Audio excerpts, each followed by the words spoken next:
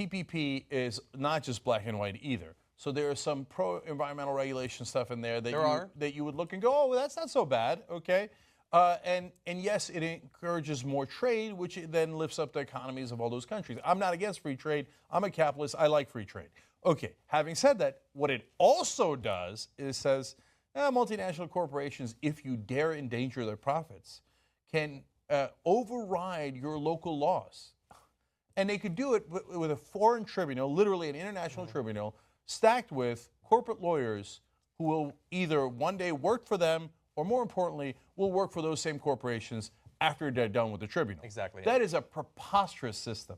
And again, if you're a business person, if you're a rational person, you know that you have just laid down incentives that will allow the corporations to make more money at our expense by getting rid of our local laws. Yeah. That is not an Achilles heel. That is a problem so deep in TPP that it destroys the entire value of the deal. Yeah. So it's not like there's nothing good in TPP, but for someone to not understand that or to understand and go, oh, don't worry, it's wonderful, trust me in my cowboy hat that TPP is the greenest trade deal we ever did. Well, how about if we pass a local environmental law and they take us to an international court and they win, and then I can't keep the local river unpoisoned. No, that law gets crushed by an even greener trade deal.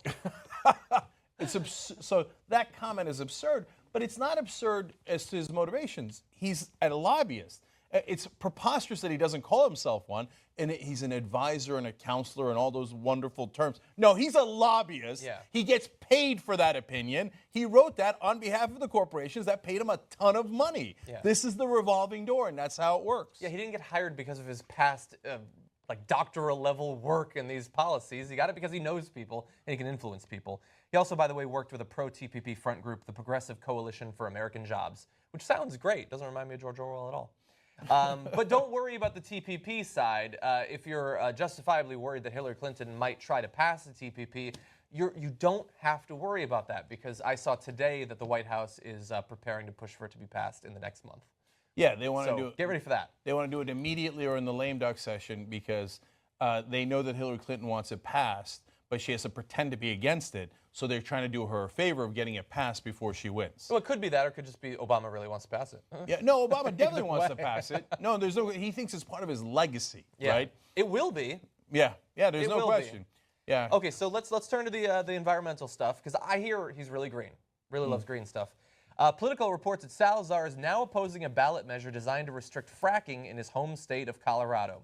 Because why should the people of Colorado be able to exercise control over their own ground? But more importantly, here comes the money quote. This is the best quote. I love this. We know that from everything we've seen, there's not a single case where hydraulic fracking has created an environmental problem for anyone. He told that to the attendees of a conference, including the vice president of BP America, another keynote speaker at that